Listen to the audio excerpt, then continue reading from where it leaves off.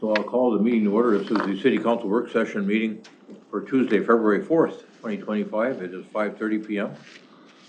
And as I call the meeting to order, the next thing to do is to have our clerk call roll. Councilmember Agnew. Here. Councilmember Jackson is absent. Councilmember Pierce. Here. Councilmember Risser. Here. Mayor Hovland. Here.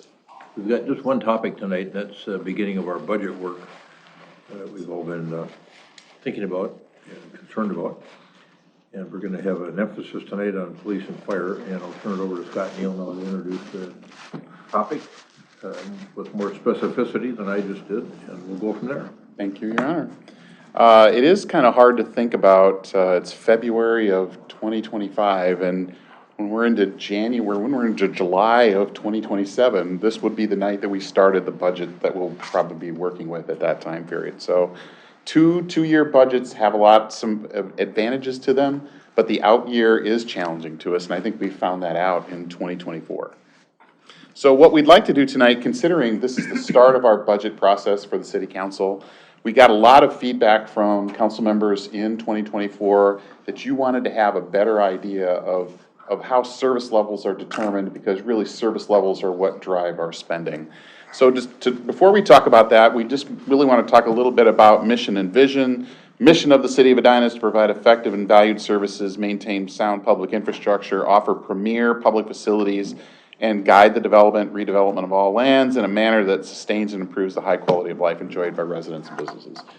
It's a long mission statement, but it conveys a lot, right? It conveys a lot about what we do and really the quality that we seek to do it in. The vision for the city, again, these two were, I think the last time we did a lot of work on these, Jen, was maybe 2014. Does that sound right? About the time we did sort of the futurist work? Yeah. Vision of Edina is to be the preeminent place for living, learning, raising families, doing business. This vision is distinguished by a livable community, effective and valued city services, sound public infrastructure, and a balance of land uses and innovation. So that's what we feel our role is in the growth of the city. As we have developed our budget making processes over the years, we have adopted kind of the budget pillar and value model that you see on the right-hand side of the screen, talking about pillars and values and making sure that our spending proposals, our operations and service levels really fit into somewhere into that grid that looks like a fabric, right? So we want to be able to make sure that our spending supports the values of the council and of the city. This is when we think about what our process from a 10,000 or 50,000 foot level is. This is what we see as our process, where council is involved in terms of policy decisions, discussions, external service levels, and city management, including all of the leadership team folks that you interact with regularly, dealing with efficiency, minimal service impacts, and internal service optimization. Those are the internal services are IT, finance, HR, communications. Those are largely our internal services. I'll take it over from here. So tonight, the work sessions are key takeaways that we're trying to focus in on is we want you guys to leave here tonight and Thursday with a better understanding of our services, understanding your policy discretion, and then cost drivers facing different areas throughout the organization, and then grounding ourselves for our March discussions at retreat. So our intention is to inform you on a policy level about what all of the services are that we have at different departments.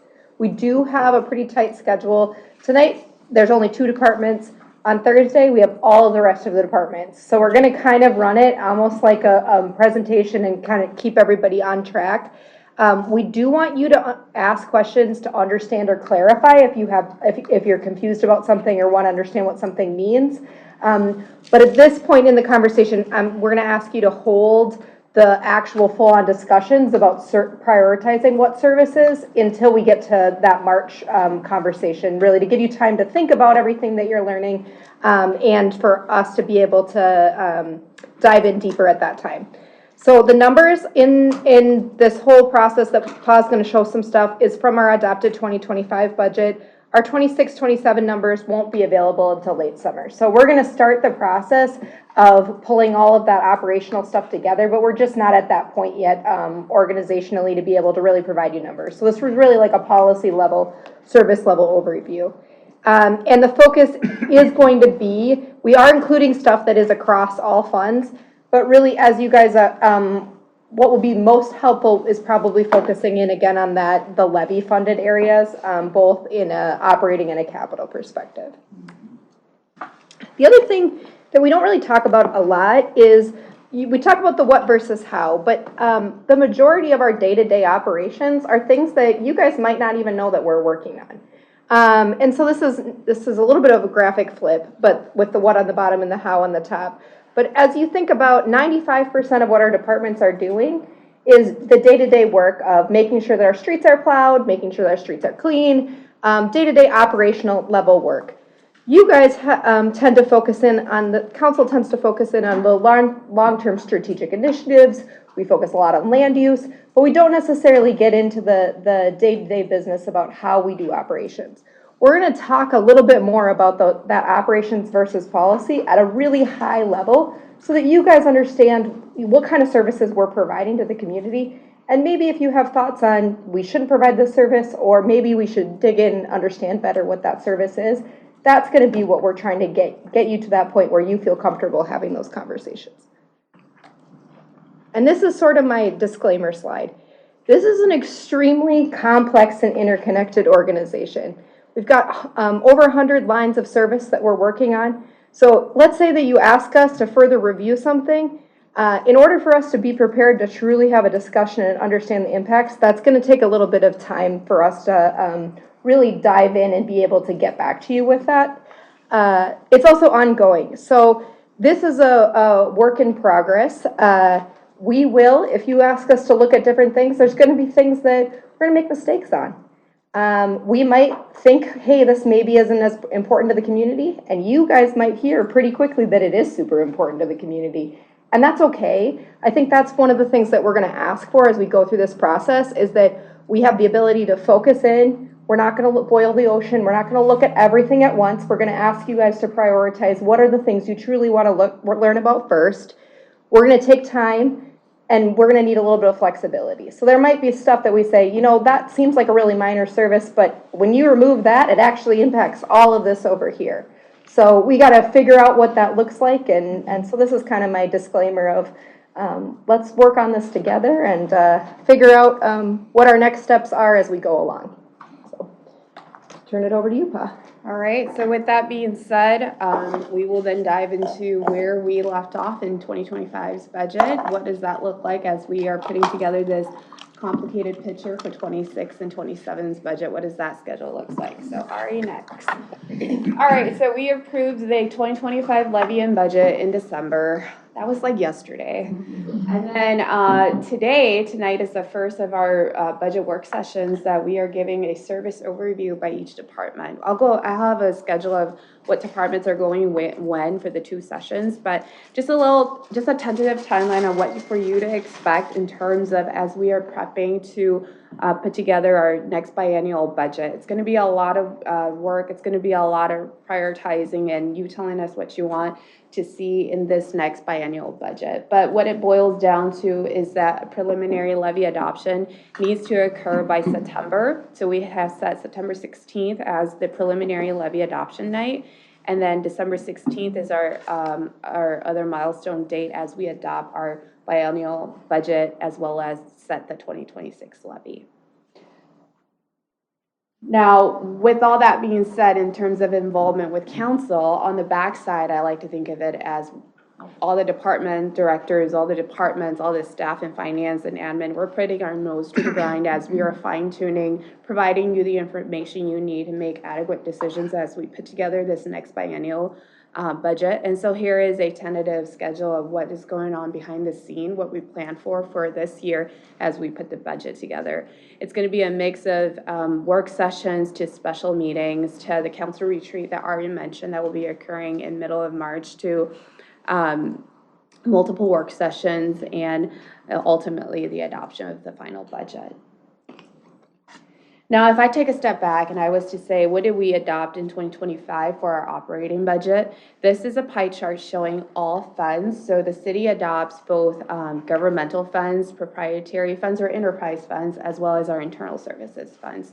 So all those funds types, they have a budget. So what does that mean in terms of revenues? What are all the different sources of revenues that the city takes in for all its operations? It just shows that 35% of it, of course, is from your property tax levy. And then the other big chunk of the pie is our operating revenues. This is, of course, equate to the majority of the enterprise revenues that we have budgeted for. And then following after that is, of course, charges for service, license and permits. And of course, there's grants, there's transfer, franchise fees, and all of that mixed in there. Now, if we were to look at just the general fund for 2025's budget, again, you've seen this slide before in the previous budget presentation when we were looking at 25's budget. 73% of the general fund is fully funded by or funded by property tax levy, right? The rest is made up of charges for services, licenses, permits, tier franchise fees, and whatnot. Now, in terms of the levy breakdown, what makes up our levy? Of course, there is the general fund levy portion that is made up of 80% of the total levy that we put out on property taxes. And then the rest is for a construction levy. This is to fund our street, our capital equipment, our capital improvement plan, and our special park levy, right? And then there's our debt service levy that we're obligated to levy for to pay back on the bond issuances that we issue annually, and then our HRA levy. Now that was revenue. What does it mean in terms of uses in the general fund? Of course, our public safety, fire and police, they top out at 28% and 15% respectively, and following pursuit is park and rec, public works, engineering, and all the rest of the other departments, which we will then go into talking into the different services that these departments provide for you. Going back to what Ari said, we're a very complex picture made up of different gears, and we want to be making sound decisions as far as what does that mean for future services. So in terms of presentation schedule, tonight you'll be hearing from police for 30 minutes or so. We'll gauge it at starting right now, 5:45. How did that go? And then fire to start at 6:15. We'll reconvene again on February 6th with Park and Rec, Public Works, Engineering, Development, and then the different internal services departments. And then we'll wrap up, and then we'll let you ingest that. Ari and Scott will give you more direction, but then we'll meet again at the council retreat. So that's all I got. Great, thanks. There's a lot going on in law enforcement. 30 minutes is a tight timeline. Do the best that I can. We could go probably 4, 5, 6 hours, but I know we want to be quick and efficient as we talk through things here tonight. So thanks for having me on the police side here. The first slide that you're looking at is just the breakdown in the 28% that the police occupies from a budget standpoint. If you look at further down on the slide, it breaks it out even a little bit further for each different division within the police departments. Police administration, dispatch, patrol, investigations.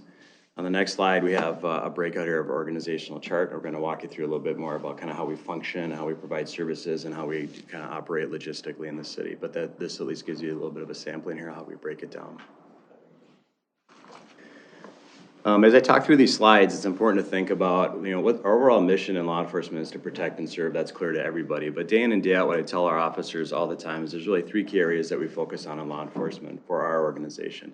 It's a continuous crime reduction, so we're always looking at the trends and patterns, and we're trying to find those opportunities to reduce that so that we can lower our crime stats. It's our community engagement work. We're always after building trust in the community, particularly in this geographic area of the region because of all the issues that we've seen here with the lack of trust and the big ticket events that have happened here in the last several years. And of course, it's the third thing that we talk about a lot is our wellness for our staff, for our officers. This is a very stressful job. I've been doing it for 30 years, and I've seen a lot of change in the last several years, and it is increasingly more stressful for our officers out there providing that core service, and I've seen the impact on that on many different levels. So that's important for us, and then also our staff development. We always have an eye out towards developing our talent, building our future leaders within the organization. And so those are the three key areas, or really the four, but the three that we always talk about the most. And as we work through these slides, you'll understand and see how all the things that we talk about kind of build back to that basic framework for our staff. So this org chart lists out and shows you how we break out. So at the top, you see the chief, of course.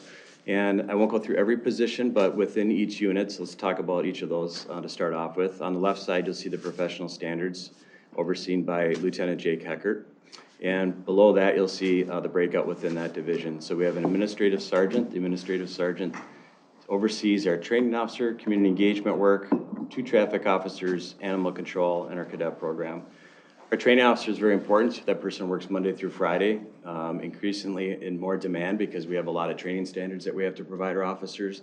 It's a full-time job, plus that training officer coordinates all the training for officers and non-sworn staff on a daily basis, and also develops the training protocols internally for our staff as well, and actually does the training too, hands-on for our officers. The training officer also oversees a number of training other officers that have the specialized assignment for doing training work within our organization. And so that position has been very important for us. Community engagement, we're going to talk about that a couple different times here throughout the slide deck here, but you know that that's very important. That is, again, increasingly important in how we build trust in the community that we serve. And the community engagement work is primary focus for us, right? And so when we're not answering those 911 calls, what do we do in the gaps in between? It's a lot of that building trust and community engagement work, right? When we build trust with our community, it allows us to be more efficient with the people that we serve. That trust is huge for us. We can't do it alone, and so we focus a lot of time and attention on community engagement work. So we have a full-time community engagement officer, Nick Donahue. You've probably heard that name. He's fantastic at what he does. He's recently put into that position. And he works very closely with Jessica Connors, who's from Hennepin County, works in the JCPP, and I'll come back to that here in a little bit too. Our traffic unit, we have those 2 officers assigned to that. We're not up and running because we'll talk a little bit further down about vacancies and staffing right now. So when we have shortages, we contract things down and just focus on the core needs, which is that basic 911 service. And some of the gives that you have in law enforcement are specialized units, like traffic is an example of that. That doesn't mean we're not doing traffic. Officers that are assigned to the 911 or the beats, they're still doing traffic. They just can't dedicate full-time service to that. So that's why you have a specialized traffic unit in this case. We also provide animal control services. So those 911 calls that come in for animals at large, dogs, cats, you name it, that is occupied by a CSO. And then we have our cadet program, and those cadet officers are also functioning as CSOs. So when you think about community service officers, that's what we traditionally had here in the city of Edina. We've switched that out and replaced that with cadet officers, and that's very intentional because those cadet officers are our future officers. It's a recruitment program that we designed about 2 years ago, we brought online, and these are young adults that are going through college and finishing up, and when they're complete with that, they become officers with us. We help offer further tuition, we also train them on site, but they also provide those basic community service officer services in a 911 field, so they're out in those light blue trucks, or the blue trucks, if you've seen them around, they're helping officers out in the field. They also help out on accidents. They also help out on parking complaints. There's a lot of different kinds of calls that they provide us for. They're very strategic to have in place because of the challenges that we're seeing in law enforcement. There's just not enough people coming into the field to pull in high qualified people to do this work, except for this cadet program, and that's what's really got us in a good spot here. We'll come back to that too. Internally, we have an office manager that oversees our property room. So we have a full-time property room specialist, and that is a full-time job in of itself because we have a lot of evidence that comes into our property room, and we have a lot of evidence that exits out. We also work with Hennepin County Crime Lab, so we're transferring evidence from our location here downtown to the Hennepin County Crime Lab and back and forth as the flow of work happens. But there's thousands of pieces of evidence that come through that location, through that office annually. We also have a record specialist, and that is 4 positions, and that is also, I often refer to that as kind of the guts of our operation. We have a tremendous amount of casework and case flow and paperwork and software systems that are intricately interconnected. And so when an officer, for example, files a report, it's not just complete there. There's a vetting process, there's a review process, there's data practice process. There's a lot of things that happen with that flow of work. And those record specialists handle the volume of that information that comes through. They're also in place to handle a lot of other things like data practice requests, records requests, and things like that. We also have our coverage at the front counter. So when people come in for copies of reports, they want to talk to an officer, we have our front counter staff that handles that call, or those service calls that come in as well. Now, if we shift over to the middle column here under Administrative Lieutenant, that's overseen by Ryan Schultz. That oversees our dispatch center. We have 12 dispatchers. We currently have 11 dispatchers. We're in a process for that 12th position.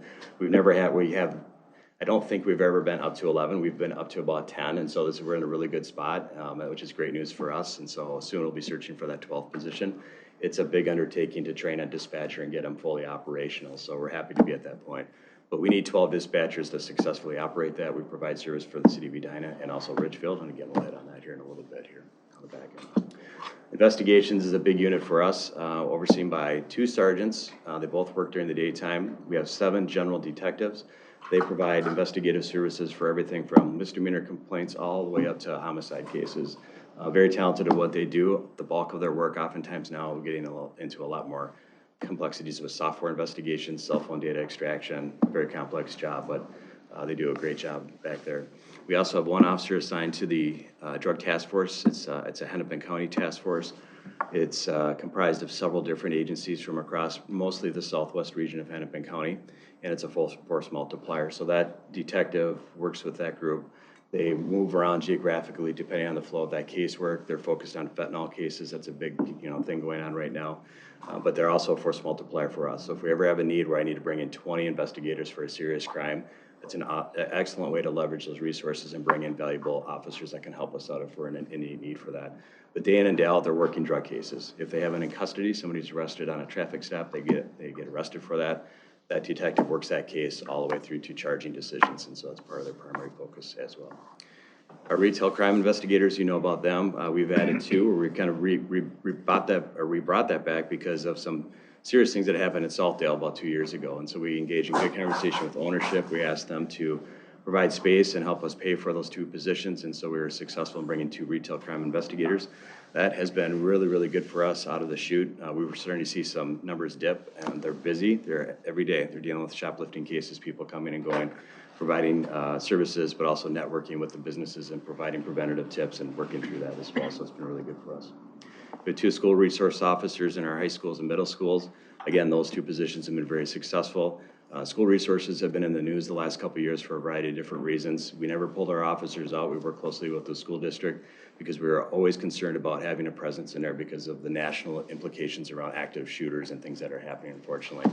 But you absolutely want to have resources in play, in my opinion, and those relationships that we build with our school resources are key to that as well. So 2 officers staffed there.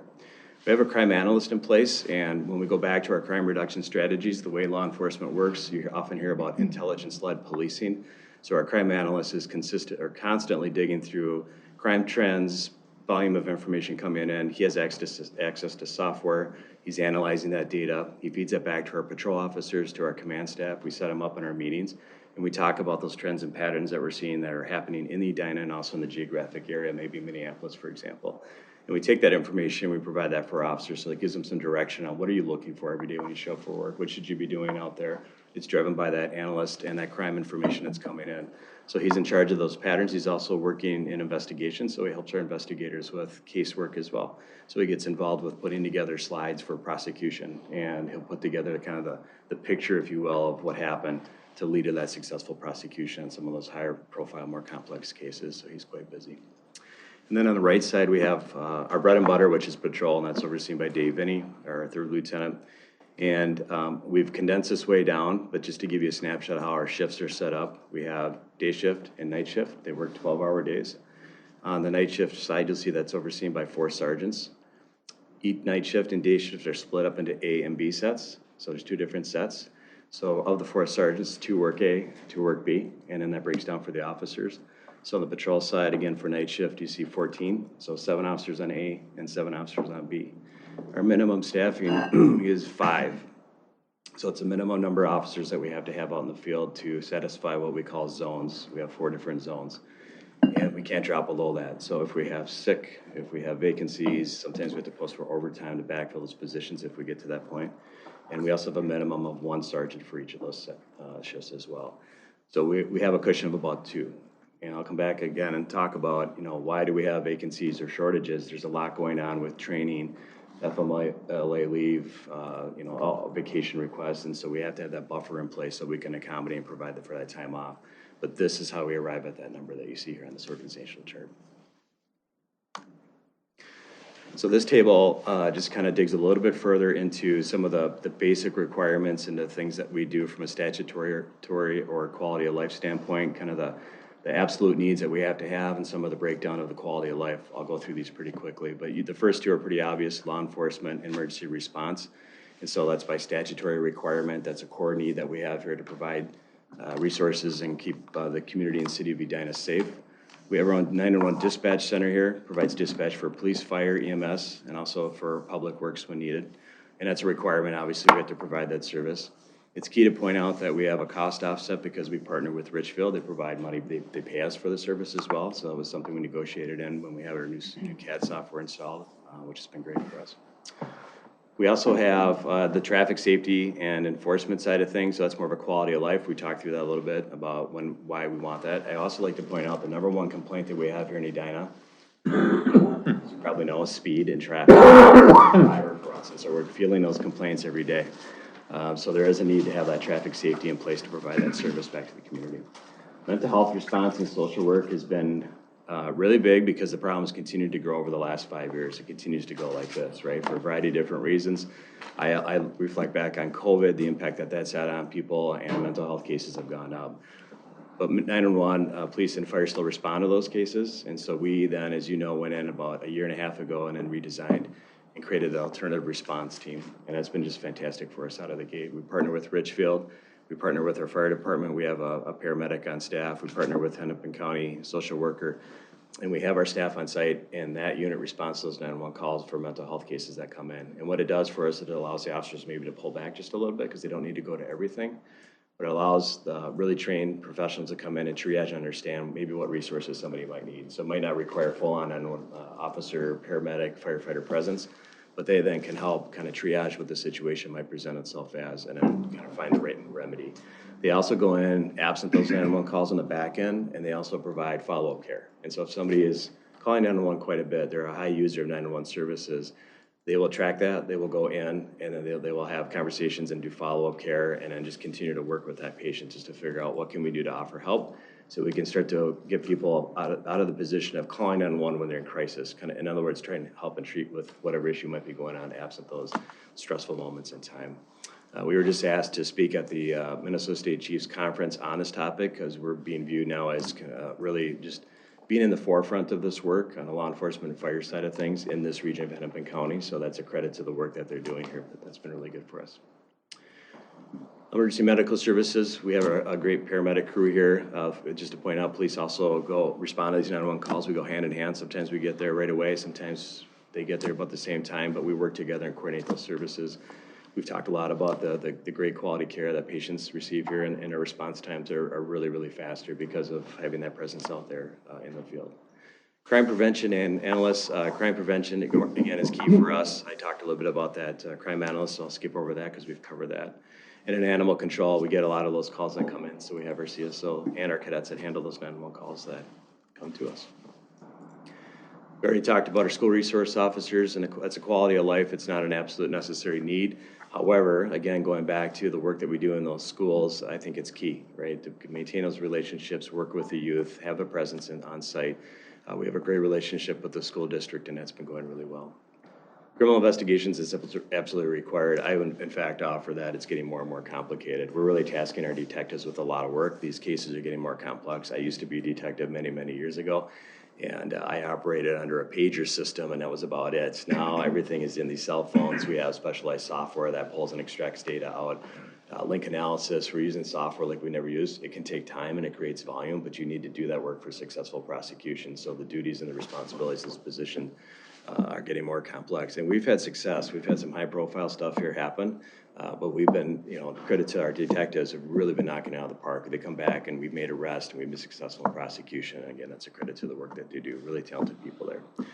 Community engagement, again, that's a quality of life piece, but super key towards building back that trust that we so desperately need. JCPP, we've worked with Hennepin County, partnered with them. Jessica, the liaison, comes to us from Hennepin County. They pay for a percentage of her salary. We pay for a percentage of her salary.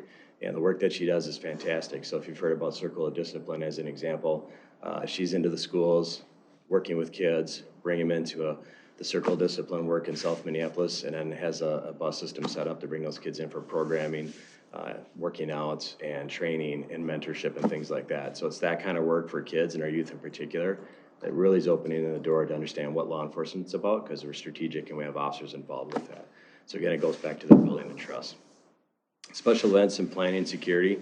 All the events that we have here, we along with fire work very closely on that planning work, thinking about incident command, pre-planning those events, and then having staffing there. That was a change that Andrew and I made about 2 or 3 years ago to really beef that up to make sure that we have the right resources in place, and if we ever had a significant event, that we're prepared to handle that. And so that's a big function of the work that we do. Data practices. I think people underestimate how many data practices we get in law enforcement alone.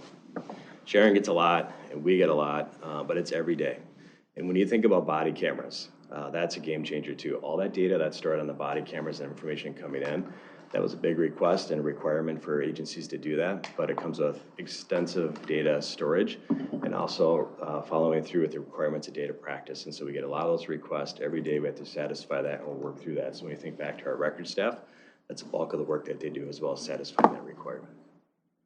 CGIS compliance, we work closely with IT. We have an IT specialist that works in our office. In fact, we have so much work going on that it's dedicated because we need a full-time law enforcement specialist. We have a number of IT staff come through, but every day we're working with IT to help us out with our squads, camera systems, CGIS requirements, a lot of technical data stuff we'll get into later on, but it's an everyday task that we had to satisfy with the state. We already talked about property evidence and management. Staff training and certification is absolutely required. Our requirements to increase our training have grown in the last 2 to 3 years. Just to give you a snapshot, per year for officers in particular, we do about 32 hours of minimum training to satisfy those requirements per year. So those are 32 hours we're pulling officers off the street. They're in the classroom setting, but that's just the minimum requirement. So that's defensive tactics, that's first aid, those kinds of things, firearms training. But what we also have is other training layered onto that. So if you're an officer that wants to be on a SWAT team, then you have to go to a week school to train up on that, and then there's ongoing training as a requirement of that. If you want to become a detective, we'll send you to a week school for that. If you want to be an investigator and have specialized school training in interviewing tactics, is training for that. So there's a lot of layers to training, and it's well above 32 hours per week for each officer, myself included. I have to go to management training, for example, too. So again, that's just another example of how officers are pulled off their shift to satisfy those requirements, but that is quite intense. So this slide covers some cost drivers and other important information. Significant change over the past 5 years is, again, that statutory and regulatory requirements. Another one I forgot to talk about is de-escalation training, right? Diversity training as an example. These are state mandates. We were already practicing this stuff, but it's expanded that work out, and the requirement for us to participate in that is worked its way into the fabric of state law as well. So increased cost for training, certification, equipment, all those costs have gone up. Equipment's a good example of that. Tasers, Axon's the owner of that product. It's necessary in the field because it is a less lethal tool that we have available to us, and it's been proven to work. But it's expensive to pay for that. It's on a lease typically, and you have to change those things out because the technology changes every couple of years. So that's true for most software and law enforcement, is you're constantly evolving that technology, new things are coming to market. And it seems like every couple of years you're having to replace that out. And so it creates these increased costs and equipment that we see across the board. True for squad car cameras. I always go back to body cameras because that became state law. It's so expensive to run those body cameras, and a lot of people wanted that, but then a lot of people unfortunately didn't think about the costs associated with it. And so here we are, we have to pay for those things, but it's a cost driver for sure. Public perception and expectations, right? Law enforcement has been front and center in the conversations that we've had across the board for the last X number of years, rightfully so. But the expectations are high, and the perceptions kind of, toggle back and forth on that. So we're always striving towards excellence, and we're always trying to meet those expectations the best we can. Community growth here, we talk about the business community, daytime versus nighttime, and so, right, our population grows. We're going vertically here, and so those calls continue to increase. The types of calls that we're dealing with are more complex, and so it's just, again, creating more volume here for us in the city of Edina. And again, an increase in mental health and crisis response is continuing to grow. Hiring and retaining the best people, that's the biggest thing I talk about all the time, and I have been talking about for the last several years. We've not fully satisfied or realized our true staffing where we should be. And again, that goes back to there just are not enough candidates coming out of the pipeline from the college system. And so our targets are not quite realized yet, but we're getting there. We're in a good spot this year. So we have 8 cadets. Of the 8 cadets, 5 are anticipated to finish their schooling this year. So we anticipate that they will backfill our current vacancies, and we'll be in a much better position this year than we have been in the last probably 4 to 5 years. It takes about 9 to 12 months from the point when you post a job to actually go through the interview process, go through the background, psychological review, hire them up, train them.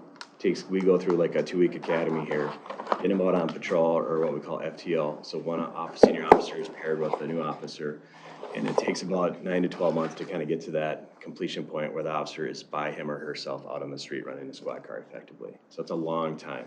So when you run short, if you lose people or people retire, it gives you a sense of how long it takes us then to kind of bring somebody back online. If you're dealing with 3, 4, 5 people at a time, it can be challenging. So again, we're focusing our efforts on our cadet program. We got to continue to leverage that and develop that out. Scott and I work together. Scott allowed me to bump that up just a little bit because we were short on our officers. So normally our staffing for CSOs was sitting at 5, but we got that up to 8 because if you don't get that talent when they're coming out of college or they're actually in the college system, you'll lose them because it's so competitive out there. So you got to grab onto them, get them in-house, start to work with them, get them to understand your culture. We provide a level of officer training alongside. They love it. But we get to know them and they get to know our organization. It's just been a hit. I've been dealing with it for 15 to 20 years. But this focus and how we position ourselves has never been more important than, again, in the last 2 to 3, 4 years. We have to have the staffing for in law enforcement. Mostly it's people, right? We have to have the cops out there, and so we have to have that in play. So it's just so we can anticipate the community growth, the continued stressors, the continued pressure points, and just be there ready to provide the best service that we can. So again, a little bit more on the cost drivers and just more information, just to give you, again, a sense of some restructuring that we did. We switched, so we used to have officers in charge, 24/7 sergeant coverage before I came. And so one of the changes that I made was to take a couple patrol officers and then add a couple sergeants into the ranks. That's how we arrived at the 8. The officer in charge model was fine and it satisfied things years ago, but when you have an officer that's got 2 or 3 years of service on and is expected to run the shift at night, I always refer to them as the chief at night, that can lead to some problems because you just don't have enough experience to do that. When you're up against a major city as well, you just have things that are happening. In my opinion, in my experience, you have to have sergeants out there 24/7. So that's why we made that change, and we have a minimum of 1 sergeant on any given time, 24/7. So that's been good for us. Get the leadership out there, be able to train up the younger officers, be ready, be present for anything that might happen. Mental health services, including our embedded social worker and alternative response team. So just a reflection back on what we used to have. We've had for the last 4 years an embedded social worker. Her name is Donna. She's great. She doesn't necessarily travel too much outside of the building. She comes from Hennepin County. She works more on the internal case management. So as cases come into her, she works through that. She'll connect back in with people, provide resources. And the difference now with the alternative response team is they're 911 ready and they're responding to those 911 calls. So it's the team that goes out into the field. They all work together. They're now in the same office. They communicate. They identify patterns and trends, and they work together. But now with both up and running, it really gives us a robust program here to help with that issue. Community engagement, joint police partnership, JCPP. Again, that's something that we brought on a year and a half ago. We have our MAC group out of that, our Multicultural Advisory Committee. And they're key because there are, I would say, more of our informal leaders in the community that represent different diverse populations within the city. This thing has been going on in Hennepin County for 20 years. We brought it in a year and a half ago. We have really good leaders that we meet with on a monthly basis, and we talk about things that they're experiencing in the community. And all that, again, is going back towards trust. And so people that are comprised of that group that talk to us and give us information about what they might be experiencing, we then can feed that back to our officers and vice versa and share back and forth what's happening. We talked about the cadet officer program already. I'll skip over that.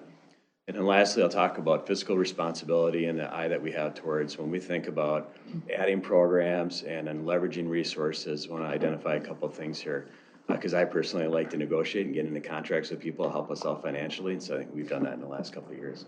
So we have cost sharing partnerships with Edina High School. So our school resource officers, they pay for a percentage. I think it's 60% of the salary of those 2 officers, right? And so it's negotiated and it's in contract. And that's all year long. So it's a great connection and a great relationship and partnership we have. Those detectives are in the school. They also help us work cases here for the city. If something happens away from school, they can go out into the field if they need to. But 99% of the time, they have to be at the school on site there. They're also the eyes and ears. So if we have something that happens in the school, it takes a minute for people to call 911. But when you have an officer on site that can just get on the radio and asks for help, it makes it like, the response time being that faster. Southdale Center, when we saw the problem, we had the problem, a couple shots fired events here about 2 years ago. We met with management, we had some really good, robust conversations about how security needed to improve there. And we offered up, how about we have more of a visible presence in the mall with officers in uniform? Because we're just seeing more violence, unfortunately, in the metro area. And we don't anticipate that slowing down anytime soon. So they agreed to that. They gave us the space, it got better. And then they are also paying for a percentage of those two salaries for those two officers. And then the city of Richfield, as I indicated before, they also pay for a portion of dispatch services. And Hennepin County, again, helps provide funding for our embedded social worker, our JCPP liaison, about 60%, I think, for those FTEs as well. When we think about cycling equipments, I used to oversee squad car fleets back years ago. And one of the things you want to focus on is you usually want to look at a vehicle, a squad, like a patrol vehicle in a fleet for about 3 to 4 years. If you get above 60,000 miles or more than that, you start to increase your risk because you're driving in emergency manners, right? And so that's kind of the threshold you look at. But with that said, what we typically do is we'll recycle a car down. So when it's done, after 3 or 4 years, we'll push it down to our CSOs, or we'll push it over to a different division so we can continue to maximize the life cycle of that vehicle, or we'll hand it off to a different department and then they'll use. So sometimes that's why you'll see kind of beat up unmarked squad cars with the markings taken up. It's just being repurposed. But we try to maximize the life cycle of that vehicle. And again, we'll continue to do that work over the next couple of years.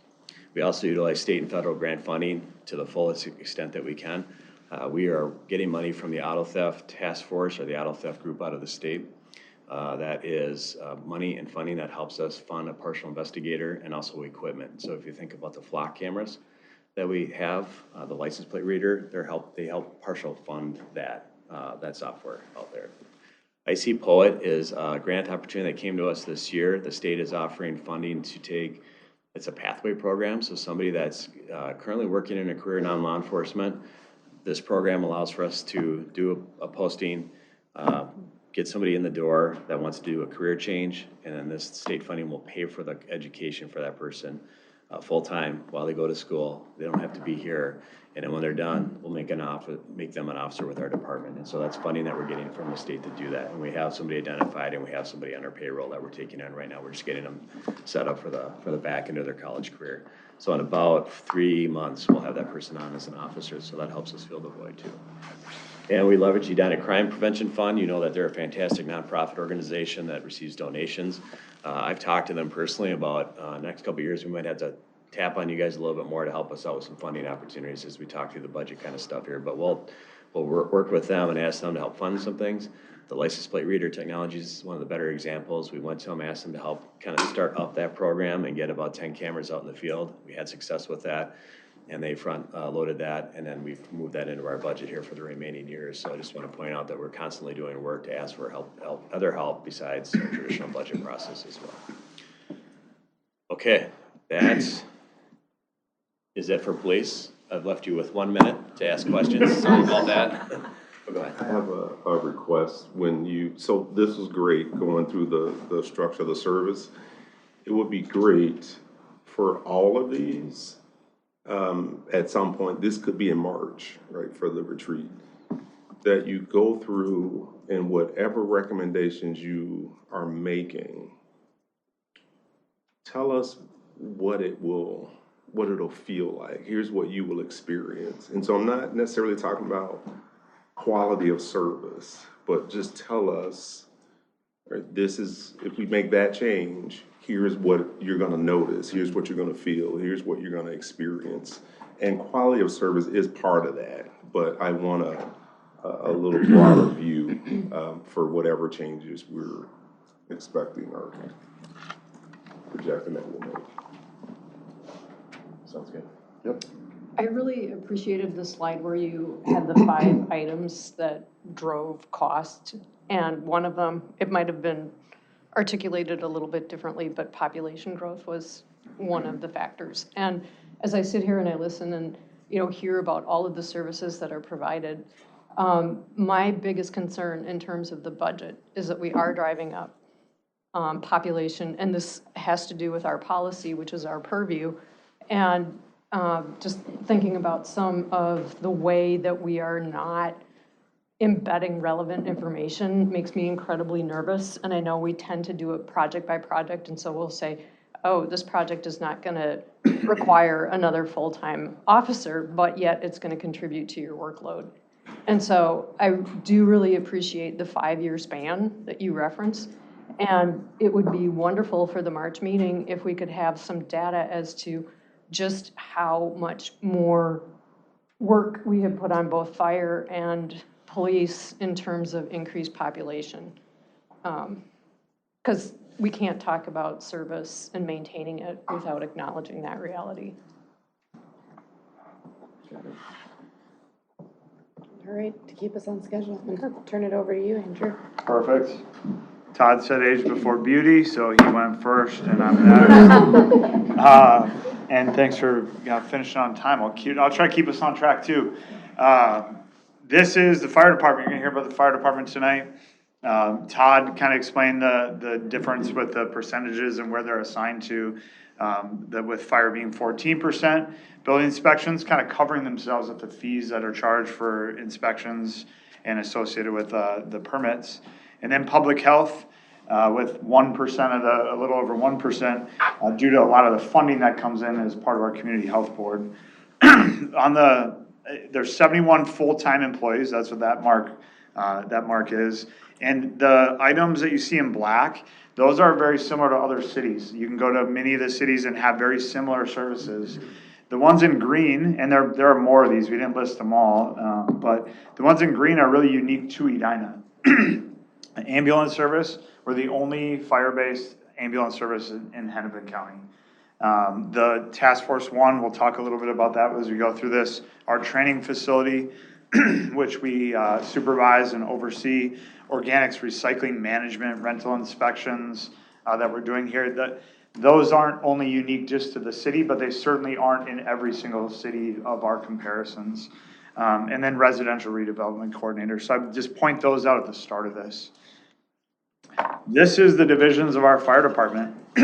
I always say our fire department is more than just a fire department. We have our building division, our fire operations, which includes the big red trucks, but also ambulances. Our fire prevention division, which is all of our community risk reduction and our inspections towards specific to fire and fire safety. Fire training and EMS training associated, just like Todd mentioned with police, many standards that we have to keep all of our staff trained up to. Our public health division, which means we have a community health board, and we'll talk about one of the 4 cities that has that in the entire state of Minnesota, and then our training facility. When we break out our staff, I know one of the things that I heard through this last year is there's 71 people, that means you have 71 firefighters. The breakdown is not that. The breakdown is what you see in front of us here, where there are 16 of those full-timers that are assigned to our building division. 47 of those are assigned to our fire department. 36 are probably what you think of when you hear fire department. Those are the 24-hour staff dedicated to emergency response 24/7. There's 6 captains and 30 paramedic firefighters, 3 shifts of 12. Fire inspectors, there's 3 of them. The chiefs, including myself, so running the administrations of each of the EMS, training, fire prevention, the different divisions, there's 5 total chiefs. The administrative assistants that assist in getting all that work done and are probably 2 of the most important people for the fire department. And then the Minnesota Task Force 1 administrator. This is a chief level position paid for by the state of Minnesota that we have here right in Edina because we're the fiscal agency. 7 employees assigned to our public health division to carry out all of the statute requirements of the community health board. And then 1 full-time employee that is the executive director of the training facility and oversees other part-time staff, but this makes up full-time only employees. Now we're going to go through service lines and just the different services. I'm just going to start with, you can probably put best practice, quality of life, all these things, and every one of these fits into one of these. So my theory for this is, if it is not required by law, but we've done it, it's a past practice. If it's required by law, but we're doing it locally, I believe that's a best practice. So that's where you're going to see the breakdown as we go through this. Say that again. If it's state statute required, and we're doing it locally here as a city, I believe that's a best practice. So there are things that the state does that we can do locally. An example of that might be a Minnesota Department of Health inspection. A state inspector can do the same inspection, or they can delegate that inspection to the City of Edina staff. We get compensated to do that inspection, and we are much more aware of the local impacts of that same inspection. So what ordinances apply to it, how that building functions within the city. So I believe that is a best practice. Okay. If it's not required by statute, but we do it, I believe that's a past practice or something that we've done as a city, and the policymakers have decided that's important to our residents. And so that's how that is broken down just with my view of this. So that's going to lead to kind of maybe an aha moment for us. The fire department is not required. In the city of Edina, there's no state statute that requires you to have a fire department. That is a local policy decision to staff your fire department, which leads to a lot of the questions of why is there so much disparity in fire response across the state of Minnesota. Some states have a requirement saying you meet this population level, you have to have this many firefighters. Minnesota is not that. They say the local elected officials will make good decisions on how you staff and prepare your response. Ambulance, the exact same way. There is no state statute that requires you to have an ambulance service. There is a state statute that says if you have an ambulance service, it will be in this exclusive operating area. That's called a primary service area. Edina owns their primary service area. But all of the response associated with that just means that we dictate how that response is.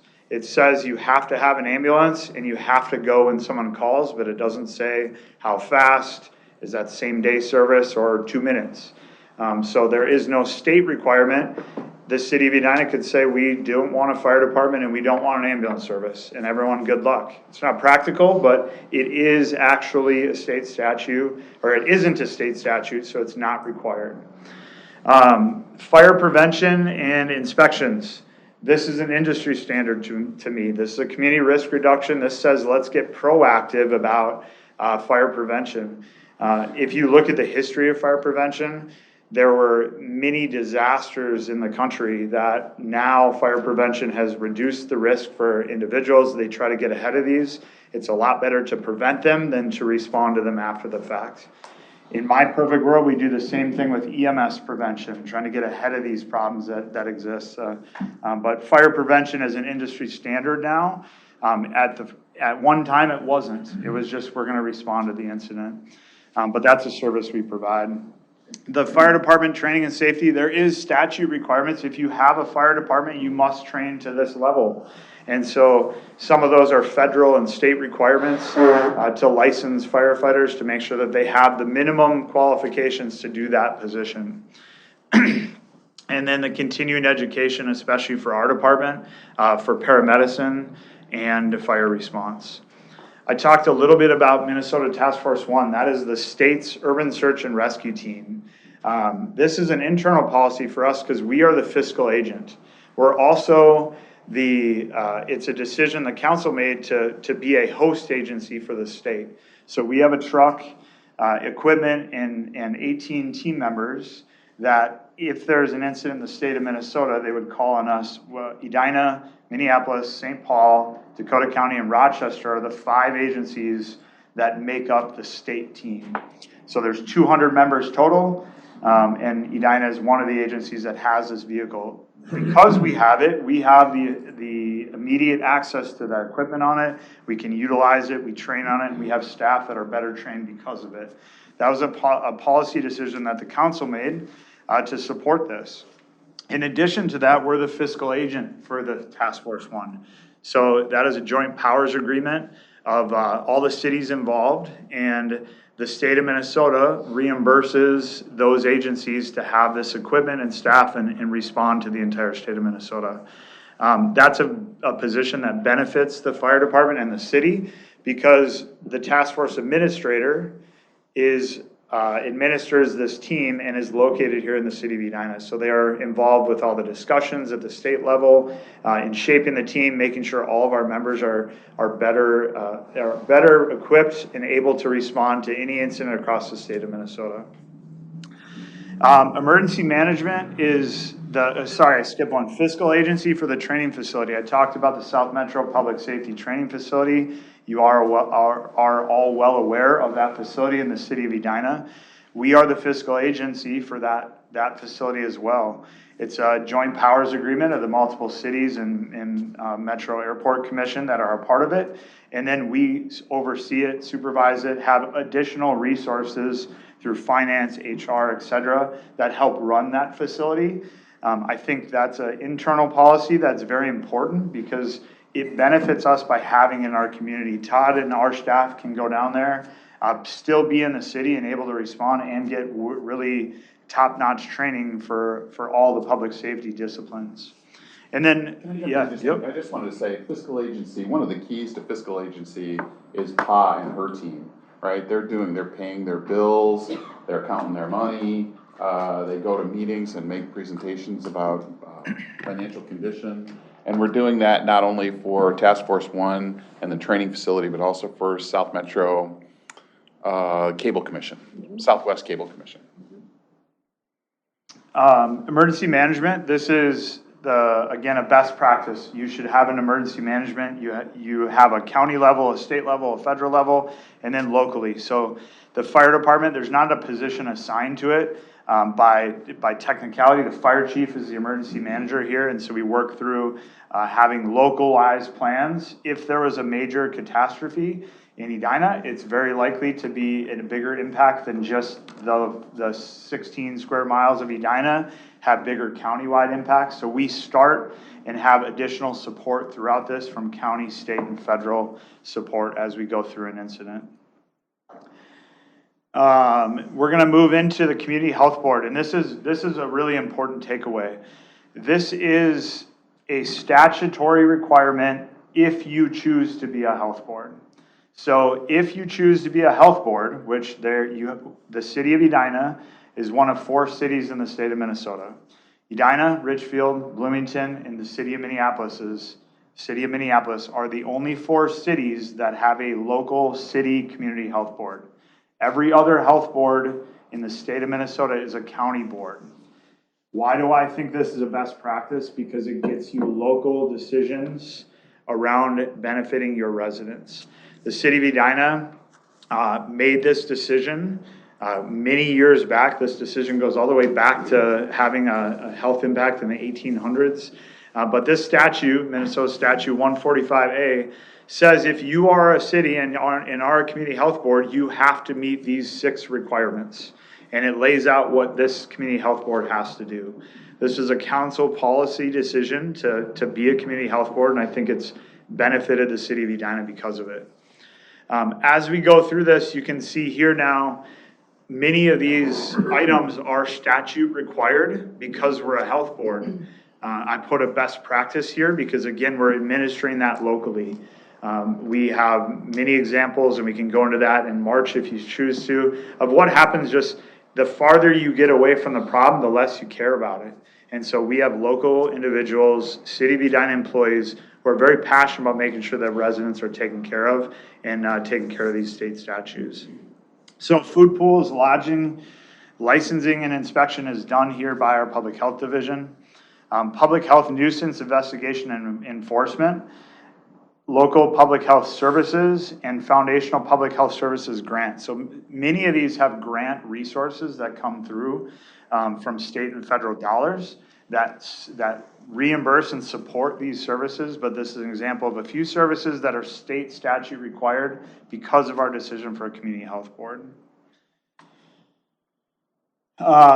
Just moving through to the next services that are all associated with our public health division, the emergency preparedness grant, the sustainability grant, and then the COVID-19 response grant. So again, funding sources associated with this to meet the state statute requirement. If we didn't have a community health board, these funds would go to a different community health board to have these same services administered for Edina residents.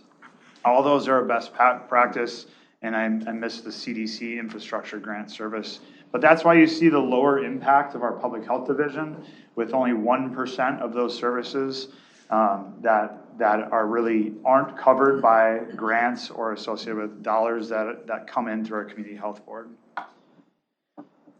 Moving into some other quality of life measures with public health, multi-unit parking garage licensing and inspection.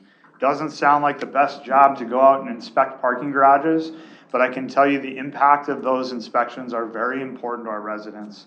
A parking garage, just like all of our garages, is probably the last thing we care about and are going to invest in, and it has a lot of impact to residents.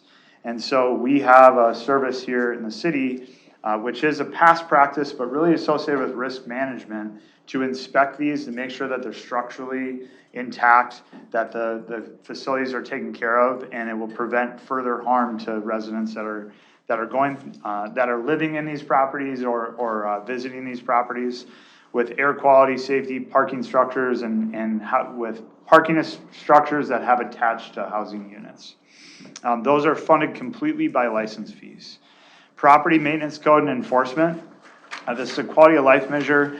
I put this as a council policy and really an industry standard. I think every community around has code enforcement, property maintenance of some kind.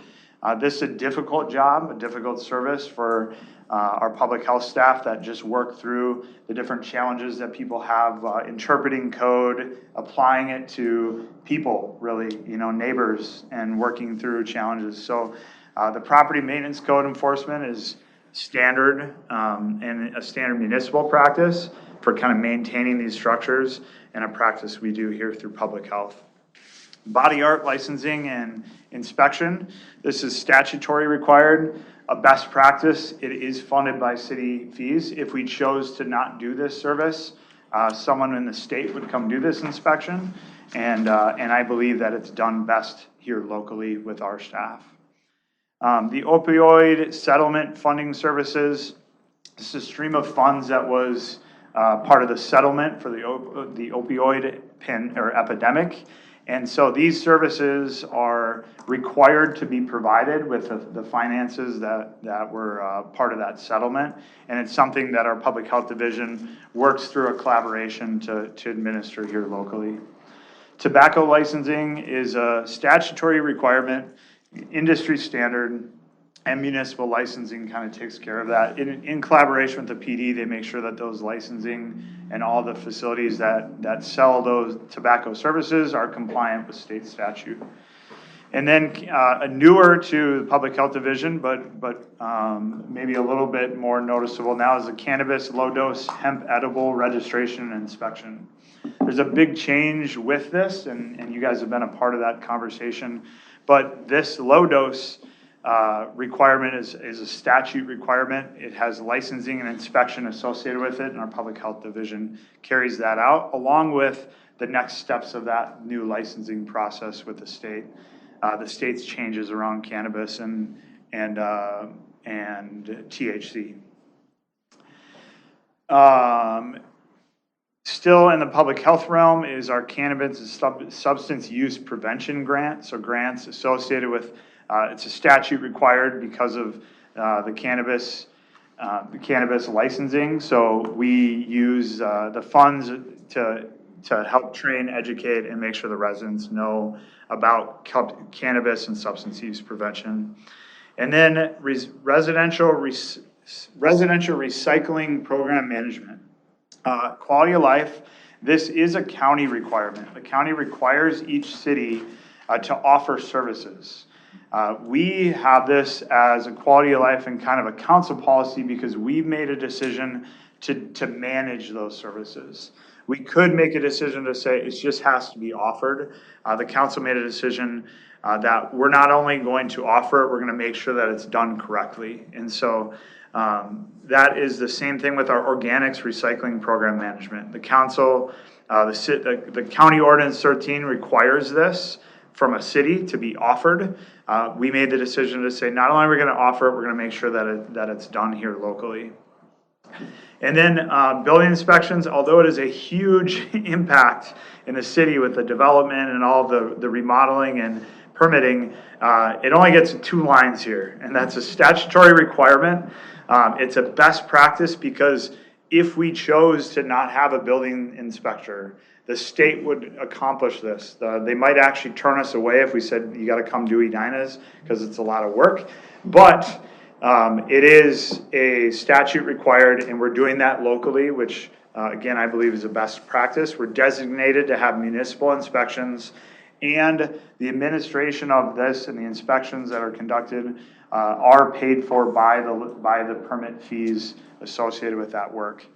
A very unique position, and one I don't think you're gonna find in any other city, is the residential redevelopment coordinator. The challenges that you all had experienced with residential redevelopment were many and plenty, and we made a decision here as a best practice to put a staff member, put a human involved with this to help carry those conversations, set expectations, and really assist with that residential redevelopment because of the impact it has on the person redeveloping, the developers, and the neighborhood. And so that position is unique to Edina, but one that has really been impactful to all of those involved.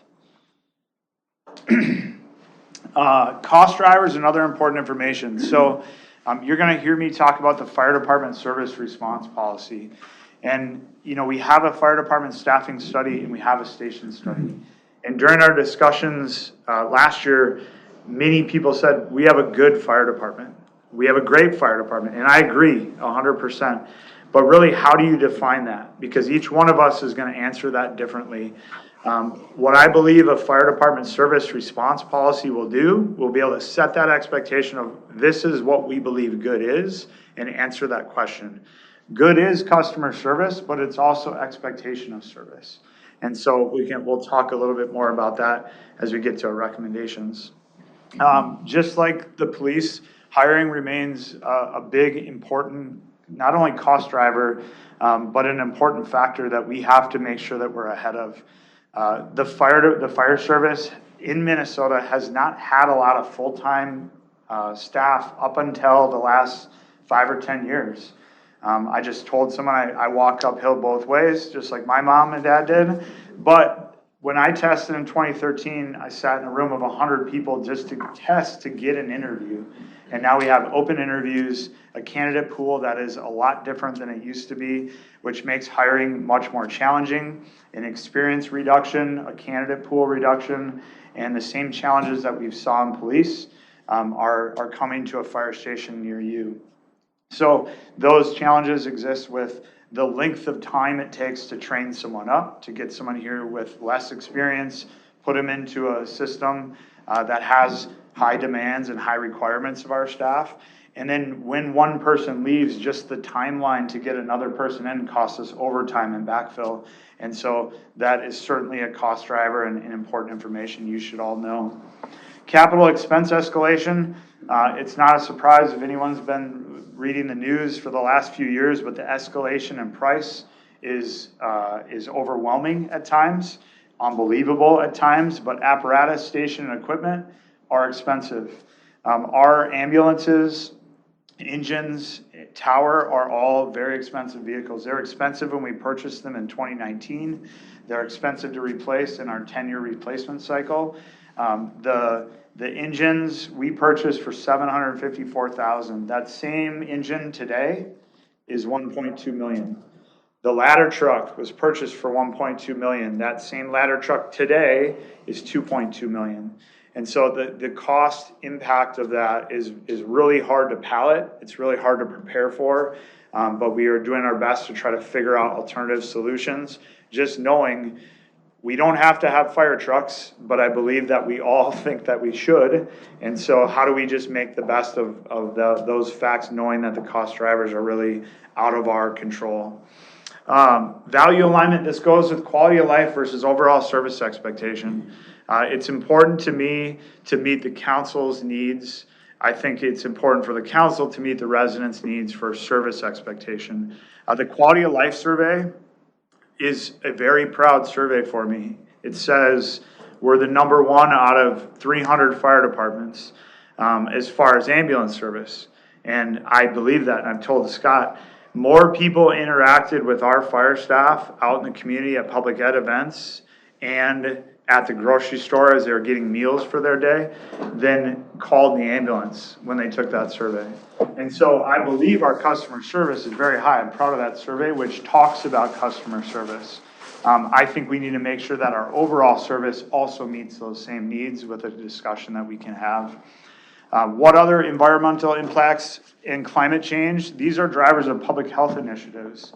As this changes around us, our community health board is in position to address these, get ahead of these, and really trying to look at those environmental impacts and what they have for overall impacts on our community and residents. Community engagement, you'll hear me talk about community risk reduction. I think when Councilmember Risser, when you talked about what is the impact of this with every single building and the change of aging population, the change of structures inside of here, all those have impacts to service. And so, community risk reduction going with that. So how do we reduce that risk, get ahead of these problems? And that is something we're always going to be looking at through community engagement. Operational, customer, staffing, or infrastructure impacts. This increased volume will happen. We're seeing an increased volume where an ambulance is the choice before a clinic because I can't get into a clinic. So the increased volume that we see in emergency response, an aging population that we know, a bunch of baby boomers that are going to be moving into an area of their time which demands more service, the development in our community, and the reimbursement associated with those costs. We do bill for our transports of our ambulance. We bill about $2,000 for a transport to the hospital, and a reimbursement by Medicare or Medicaid pays about $600 of that, and the rest is just lost. And so those reimbursements, we don't have control over the federal reimbursement dollar of that. We can try to influence it, but those reimbursements are a challenge. As services have went up, the reimbursements haven't been associated with that. These are my recommendations to council to really say these are areas that I believe we can look at to really better understand. I talked about evaluating and creating a fire department response policy. In 2008, there was a comp plan goal that the fire department have an 8-minute response time. I'm not privy to all the discussion around that, but response time is a complex conversation. And really, there was an update or a hopeful update in 2018 to make that a 6-minute response time. And I believe listening to the conversations of our council and why the costs are up, that setting a response time goal says we're going to evaluate community risk, the probability of a call, and assign a response time policy based on that to get you an expected outcome. With a response time policy, you can say there's 90% of the times, 9 out of 10 times, if you give me this much time or less, you will have an ambulance or a fire truck at your door. I think that's important for council to be able to speak to say, this is why we build a fire station. This is why we staff a fire station. And it's so that each one of your residents, wherever you live in the city, can have the same response time or faster. That's what a response time policy is, and I think it would be helpful. And I believe, listening to the conversation, it's kind of what council has discussed, saying, how can we quantify this? How can we set kind of a problem or set an equation to quantify what the outcome is? And a response time policy does that for the fire service. The last piece of my last recommendation is to evaluate and review the community health board impacts. I talked about the local decision to be a community health board, and those impacts, I think if we all knew better what those impacts were, it would be important for us. It would help educate us. And then evaluating the fees for service associated with that.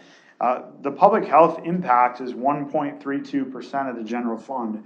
But what happens if we got rid of the community health board? You know, a lot of that comes funded. Code enforcement is a large part of the work that's associated with it, and we get other work done with the community health board. So being able to evaluate that, as a city, to be able to say, this is why we do these things, and this is why we have this community health board and the services associated with it, because it benefits our residents. That, I believe, is my last slide, and I'll stand for any questions. Questions from council members or comments? Either Goldberg or Chief Slammer? I think this last bullet here, it kind of echoes what Member Pierce was saying, and something that I definitely want to see as we're going through this, where we're getting refunded for a portion of something. I think it's going to be really important to measure the cost differential, because it might seem on the surface like, oh, we can save money by doing X. Right. But then are we actually going to lose money, or what is that total impact? And I know it's a lot harder than just saying that. So as much attention to detail as we can apply to that, I think we'll be better off. Is there a place where we can see the fees and all of that? Like the current fees? Yeah. The fee schedule outlines all the fees. That's a fee schedule that the council adopts each year, outlines the actual fees. Okay. One of the things that I think is important to me is would be to dive in to say, are these fees truly covering all the service expenses that have been associated with them? And so that's kind of what this is aiming to discuss is, here's the fee, this is why it's set, is it the right amount? To make sure, that's what we're trying to cover, the costs associated with that. Typically an action, Julie, that we do in December, and it's all of our fees. So What is were you answering that question? I was just gonna say that I do think either way, we'll look at some of those fees, because that's an optimization thing too, of just making sure that we have this, and being consistent, right? So it's hopefully the same in public health as maybe the other licenses that we have over, to trying to come up with a framework to make sure that it gets updated every year. For what it's worth, I think you were both, these are my words, very objective, especially on the fire side, to say, this is what it is. We don't even have to do this. We're not required to do this, but here are the reasons as a city we said we wanted to do some of these things. And so I didn't sense any defensiveness or any of that in either of those. And I think that really is what we have to do, is be very objective, understand what's in there. I think Kate's point really underscored your slide where it had the gears. So we could make a decision not to do something, and then that'll increase our costs, because we may have to have another city provide some of those services, or another entity provide it. And that's just insight I don't think many of us have as residents, for sure. And so I think I like the way we did these, and so I'm excited to see the rest of them. This is what's coming on Thursday too, for everything else. Or Thursday, yeah, I said tomorrow. For me, it doesn't matter if it's Thursday or today. The overarching question still is, in what ways can we reduce costs, if any, without reducing the levels of service that we provide to our residents?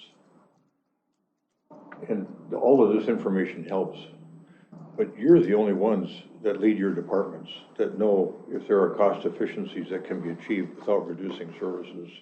Because we're pretty proud of the service levels that we deliver to our residents, and they appreciate them, and they said they're willing to pay for them. But the question still hangs in the air: in what ways can we reduce costs, if at all, without reducing levels of service? And I think it's true department by department by department by department. We're getting there. And then just when Ari was starting out, or I guess was talking about the revenue side versus the expense side. 73% of our revenue on the revenue side comes from property tax. Are there other ways that we can creatively think of producing revenue? I don't know. The city is not a business per se. Government isn't a business. It is what it is, but there are maybe other ways we can think about revenue production. And then you get to the cost driver side of it, and we've been talking about that.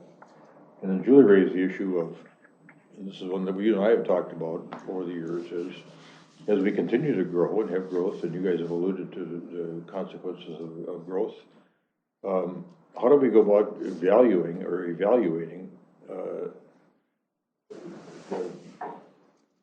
how do we go about evaluating the effects of increased density, increased population? Because we're assuming that it has a net benefit, but we're unable to define, even though we've talked about that in the past. Is there some way we can define it, or are there people we can bring in here that will help us define the benefits of growth?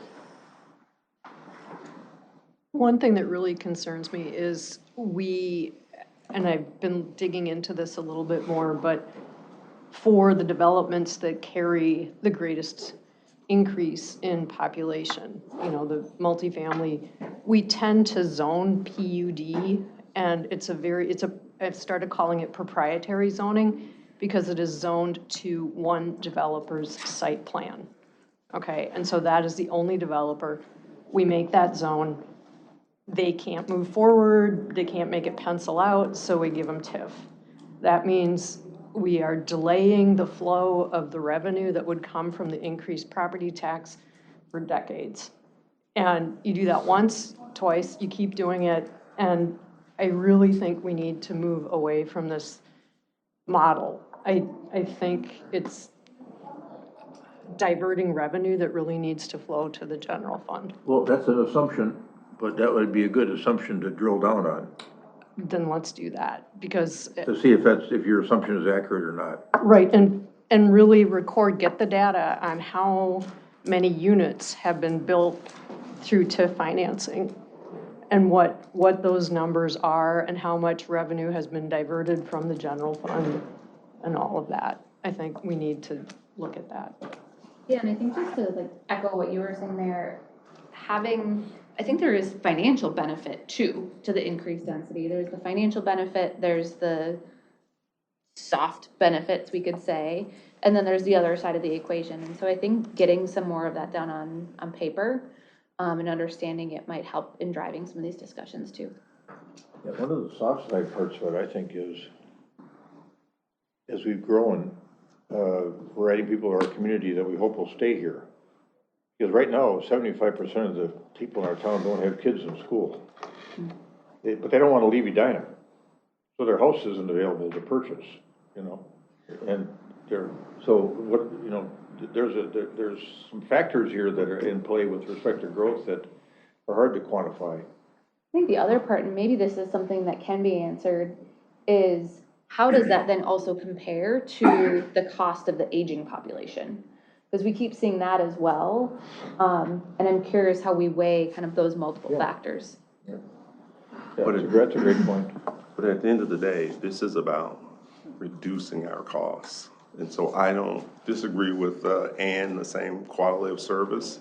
But we can't go through the next, 3 months worth of an exercise and still end up in the same spot, just having more data that supports this quality of service and this cost, right? We'd be right back at the drawing board. And so we do have to figure that out. How do we meet those standards and at a reduced cost? Well, it may be that we deduce that you have to reduce services. Yeah. And what's the consequence of that? Yeah, right. And then what's the consequence of that? Yeah. Is an 8-minute response time good enough? Yeah. Or do we insist on 6? Right. No, we're on the same page. Yeah. Or what's the soft difference in having building inspections done by someone not in Edina? Yeah, I don't really know. absolutely. Well, and we're gonna look at the assessing department. There's a potential cost saver. Yeah, some interesting work ahead. Thank you.